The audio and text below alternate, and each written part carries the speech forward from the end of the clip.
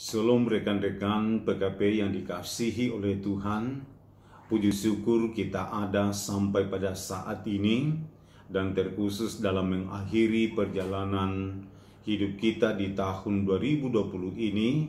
Kita sungguh bersyukur, kita sungguh berbangga atas segala kemurahan, kebaikan Tuhan di dalam diri kita ini. Dan itulah sebabnya mari kita terus mencari kehendak Tuhan. Mari kita terus mendekatkan diri kita kepada Tuhan melalui renungan pada malam hari ini.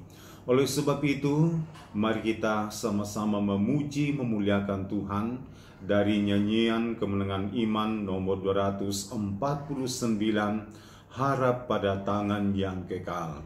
Mari kita sama-sama menyanyikannya ayat 1 dan ayat yang ketiga.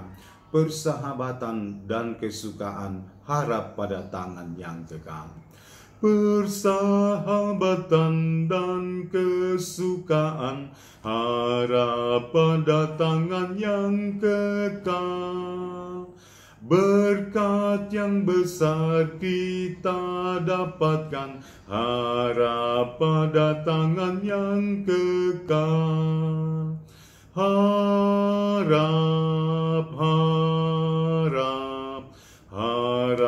pada tangan yang kekal. Harap pada tangan yang kekal.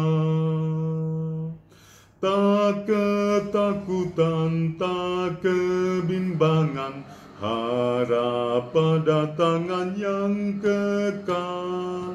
Hatiku senang, Yesuslah teman, harap pada tangan yang kekal. Harap pada tangan yang kekal. Harap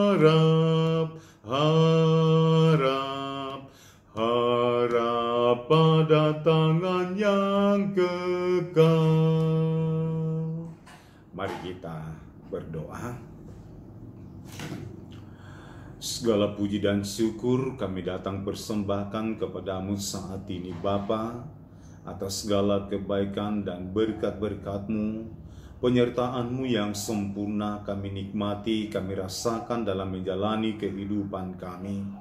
Dan terlebih saat ini memberikan kami waktu yang terindah, di mana kami pakai untuk sejenak mendekatkan diri kami kepadamu melalui renungan kami pada malam hari ini.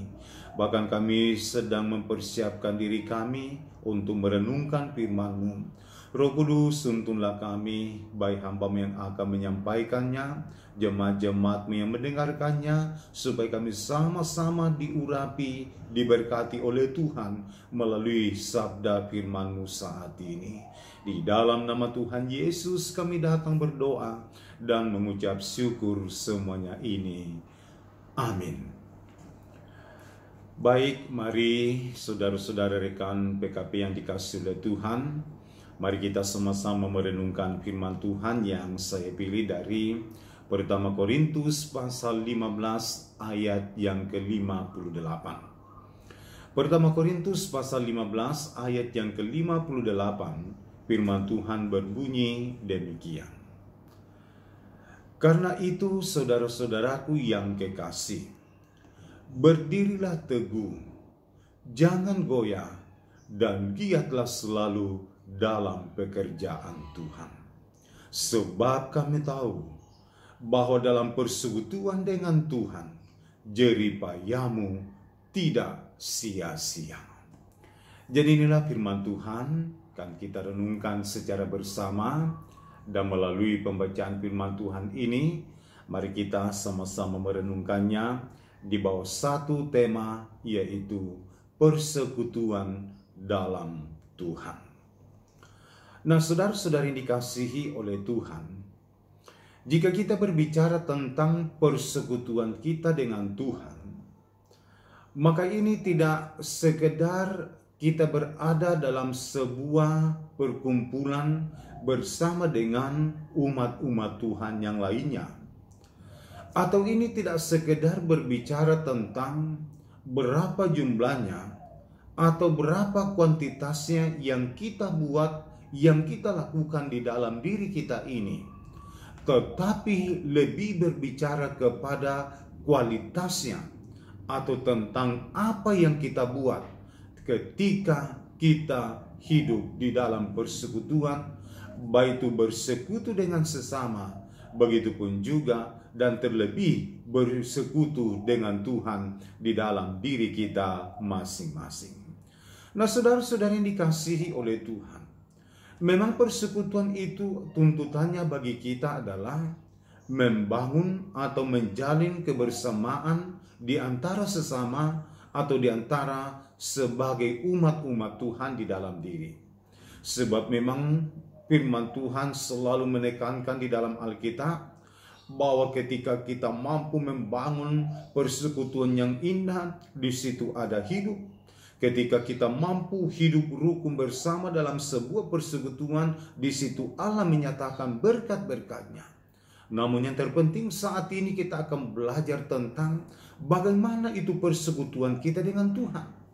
Supaya ketika kita melakukan persekutuan, benar-benar kita bersekutu dengan Tuhan. Karena jangan-jangan sampai kita sudah merasa ikut terlibat di dalam persekutuan, sudah hidup bersama-sama dengan saudara-saudara yang lain dalam persekutuan. Namun apa yang kita buat bukanlah sebuah persekutuan yang menyenangkan hati Tuhan, atau bukanlah sebagai sebuah persekutuan yang dikehendaki oleh Tuhan di dalam diri kita. Maka itulah sebabnya kita akan sama-sama lebih jauh merenungkan firman Tuhan tentang apa tuntutan persekutuan di dalam diri kita. Bahwa apakah tuntutannya, apa yang seharusnya kita buat kalau kita ingin mau bersekutu dengan Tuhan di dalam diri kita. Maka yang pertama di sini disimpulkan bahwa kita harus, tuntutan yang pertama adalah kita harus membangkitkan semangat beriman di dalam diri kita. Saudara-saudari yang dikasihi oleh Tuhan, kalau kita belajar firman Tuhan saat ini, sungguh jelas apa yang menjadi tuntutan Allah bagi kita melalui persekutuan yang kita lakukan. Bahwa Allah sudah menyadari bahwa namanya kita bersekutu, beda latar belakang, berbagai macam karakter orang yang ada di dalamnya. Kita berbeda dengan latar belakang dan kita berbeda kepala satu sama lain di dalam diri kita. Nah, dalam bersekutu seperti itu memang kita lihat, memang kita tahu bahwa ada berbagai macam hal yang bisa kita temui. Ada berbagai macam karakter yang kita akan temui di dalam diri kita. Atau ada berbagai pendapat-pendapat yang kita dapatkan melalui persekutuan di dalam diri kita ini.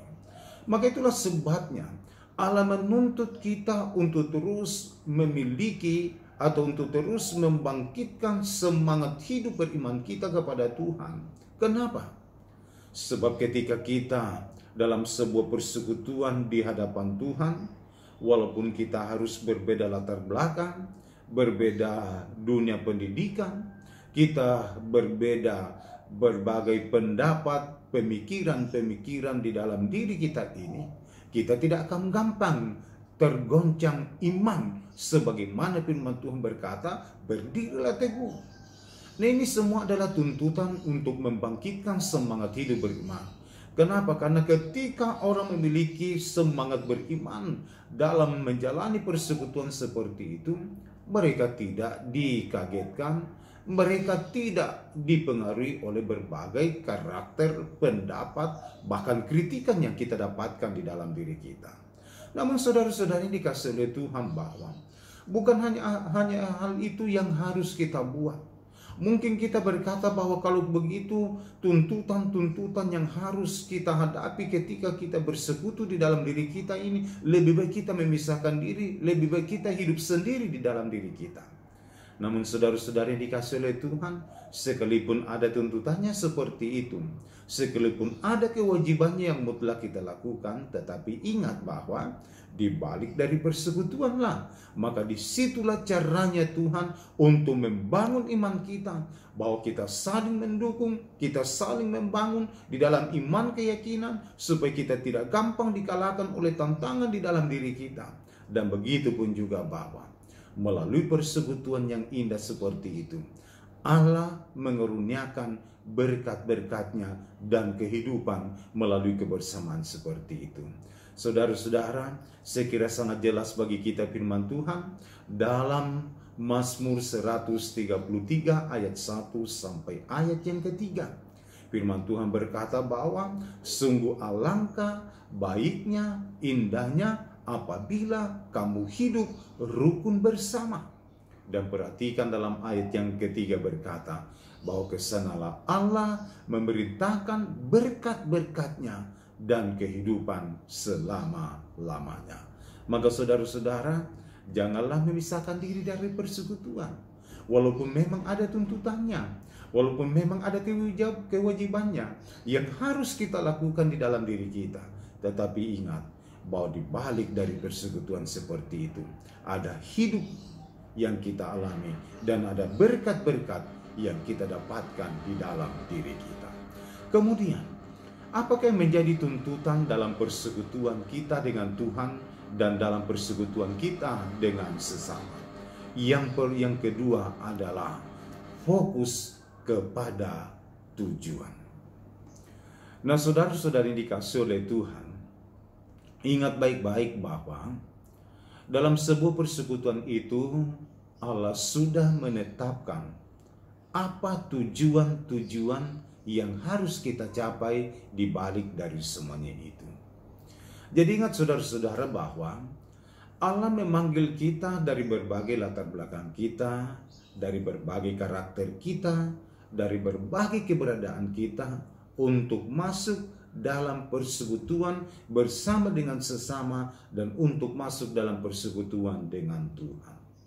Nah, saudara-saudara yang dikasihi oleh Tuhan, sekalipun ada perbedaan-perbedaan di antara kita masing-masing, namun ingat bahwa hanya ada tujuan yang harus kita capai secara bersama.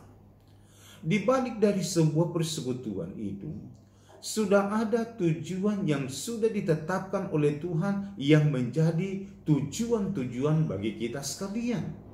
Maka itulah sebabnya firman Tuhan mengajari kita saat ini bahwa yang harus kita buat ketika kita bersekutu adalah fokuslah kepada tujuan yang sudah ditetapkan Allah melalui persekutuan di dalam diri kita ini. Maka itulah sebabnya saudara-saudara yang dikasihi oleh Tuhan, maka inilah yang harus kita buat, bahwa cara kita untuk bisa menghindari, cara kita untuk membuat diri kita dalam persekutuan terhindar dari pertikaian, pertengkaran, atau membuat persekutuan kita kacau adalah ketika kita semua berpikir tentang tujuan yang sudah ditetapkan Allah di dalam diri kita. Tetapi ketika ada di antara kita hanya berpikir untuk kepentingan diri, hanya untuk tujuan dirinya sendiri, maka itulah yang biasanya membuat persekutuan menjadi rusak. Apalagi persekutuan kita di hadapan Tuhan. Jadi saudara-saudara yang dikasihi oleh Tuhan, ketika kita hidup di dalam persekutuan, maka yang menjadi fokus perhatian kita adalah apa yang menjadi tujuan yang sudah ditetapkan Allah yang harus kita lakukan, yang harus kita capai di dalam diri kita. Dan saya kira bahwa tujuan persekutuan yang sudah ditetapkan Allah bagi kita adalah supaya kita saling peduli, supaya kita saling mendorong, supaya kita saling menguatkan, dan supaya kita saling membangun di dalam kebersamaan, di dalam iman kepada Tuhan di dalam diri kita ini. Dan ketika itu yang menjadi fokus perhatian kita, fokus tujuan kita dalam persekutuan, baik itu persekutuan dengan sesama, terlebih persekutuan kepada Tuhan di dalam diri kita ini, maka saya yakin dan percaya bahwa persekutuan yang kita bangun di antara kita, tidak akan pernah terjadi pertikaian, pertengkaran, apalagi menjadi persekutuan yang kacau dan bubar. Tetapi ketika kita masih memikirkan tentang ego kita, memikirkan tentang kepentingan kita, memikirkan tentang tujuan diri kita, maka itulah yang biasanya merusak persekutuan. Tetapi ketika kita berfokus kepada tujuan yang sudah ditetapkan Allah di dalam persekutuan kita ini, maka itulah yang terus menguatkan, mengokohkan persekutuan kita. Bahkan pun kita yang ada di dalam persekutuan, kita yang terus membangun persekutuan, akan diberkati oleh Tuhan di dalam diri kita. Selamat saudara-saudara, dalam membangun persekutuan ke depan, ingat bahwa melalui persekutuan kita dengan Tuhan, ada berkat-berkat yang kita dapatkan. Melalui persekutuan kita dengan sesama, ada berkat-berkat yang Tuhan telah sediakan bagi kita. Oleh sebab itu, kiranya firman Tuhan saat ini menjadi berkat bagi kita sekalian. Oleh sebab itu, mari kita sama-sama menutup renungan kita pada malam hari ini dalam doa. Dan oleh sebab itu, mari kita semua berdiri, mari kita semua berdoa, dan saya akan memimpin kita di dalam doa. Mari kita berdoa. Sungguh besar kasih dan kemurahan kebaikan-Mu di dalam diri kami ini, bahwa karena anugerah dan perkenanan Tuhan kami ada sampai saat ini. Terlebih di penghujung tahun 2020 ini kami bersyukur bahwa pertolongan dan penyertaan-Mu sempurna kami alami, kami rasakan dalam menjalani kehidupan kami masing-masing. Dan itulah sebabnya saat ini Bapa, firman-Mu telah mengajari kami berbicara tentang persekutuan di dalam diri kami. Dan firman-Mu sudah mengajari kami apa yang menjadi tuntutannya. Kiranya firman-Mu ini mampu kami lakukan, sebab bukan hanya sebagai sebuah kewajiban yang kami lakukan, tetapi ada berkat-berkat Tuhan, ada janji Tuhan di balik dari semuanya itu. Dan itulah sebabnya dalam membangun persekutuan kami ke depan, dalam bersekutu dengan Tuhan, maka yang penting kami lakukan adalah kami terus membangun semangat hidup beriman kami. Dan kami terus fokus kepada apa yang menjadi tujuan yang sudah ditetapkan Allah bagi persekutuan. Terima kasih ya Bapa, terima kasih buat anugerah-Mu, terima kasih buat kebenaran firman-Mu saat ini. Bapa di dalam sorga, saat ini pun kami datang berdoa, mendoakan untuk seluruh anggota PKB dalam berbagai aktivitas, dalam berbagai kesibukan mereka ke depan. Engkau terus yang menjadi penolong yang sejati, lindungi dan peliharakan, dan terlebih dalam mengangkat tanggung jawab pekerjaan mereka masing-masing. Berikan senantiasa kekuatan, berikan senantiasa hikmat daripada-Mu sehingga mampu melaksanakannya, dan melalui pekerjaan kesibukan seperti itu, berkat-berkat-Mu Tuhan sempurna dialami, dirasakan di dalam kehidupan. Oh Bapa di dalam sorga, kami terus berdoa kepada-Mu dalam menjalani hidup ke depan. Lindungi dan peliharakan, bentengi kami semua dengan kuasa-Mu, supaya kami senantiasa tetap dalam keadaan selamat, terhindar dari wabah virus corona. Kami semua kuat dan sehat, oleh karena Tuhan selalu berada di pihak kami. Bapa di dalam surga, dalam menghadapi tanggung jawab pergumulan-pergumulan hidup, kuatkan iman keyakinan sehingga apapun yang menjadi tantangan dan pergumulannya, mereka selalu hidup beriman sungguh-sungguh kepada-Mu Tuhan. Begitupun juga ya Bapa di dalam surga, dalam mengangkat tanggung jawab mereka sebagai seorang kepala, pemimpin di dalam rumah tangga. Tuhan tolong berikan hikmat, kemampuan sehingga mereka mampu menjalankan tanggung jawab mereka sebagai seorang pemimpin, sebagai seorang kepala, bahkan sebagai seorang imam-imam di dalam rumah tangga mereka. Memberkati ya Tuhan bagi istri-istri dalam berbagai keberadaan dalam berbagai aktivitas mereka masing-masing.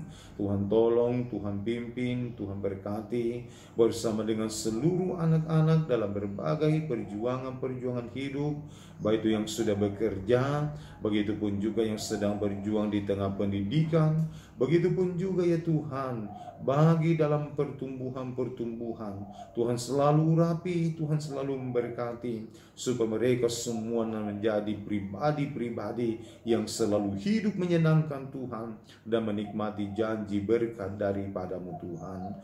Tolonglah keluarga-keluarga umat-umatmu ini, sehingga dimanapun mereka berada, dalam keadaan dan kondisi apapun yang terjadi di sekitar hidup mereka, mereka terus tampil menjadi garam dan terang. Bahkan dalam memasuki tahun 2021, kami yakin dan percaya bahwa berkat-berkat-Mu Tuhan semakin lebih lagi dinikmati, sebagaimana tuntunan dan pemeliharaan-Mu di tahun 2020. Kami yakin dan percaya tahun 2021 menjadi tahun yang penuh dengan rahmat dan berkat-berkat yang baru daripada-Mu Tuhan. Memberkati terus untuk pengurus PKP, Tuhan selalu tolong pimpin untuk mampu melaksanakan tanggung jawabnya, dan kami terus mendoakan untuk persekutuan PKP yang memberkati, sehingga melalui wadah ini kami semua tumbuh bersama, kami semua sepakat, kami semua sehati, dan kami sama-sama bergandengan tangan dalam mengangkat pelayanan yang Tuhan percayakan. Memberkati terus seluruh jemaat-Mu, memberkati di dalam hidup mereka, supaya ke depan mereka terus menjadi pribadi-pribadi yang selalu diurapi dan diberkati oleh Tuhan. Terima kasih Bapa, inilah doa kami yang kami bawa kepadamu. Di dalam nama Tuhan Yesus kami datang berdoa dan mengucap syukur semuanya ini. Amin. Baik, demikianlah renungan kita pada malam hari ini. Selamat malam, Tuhan Yesus memberkati dan shalom.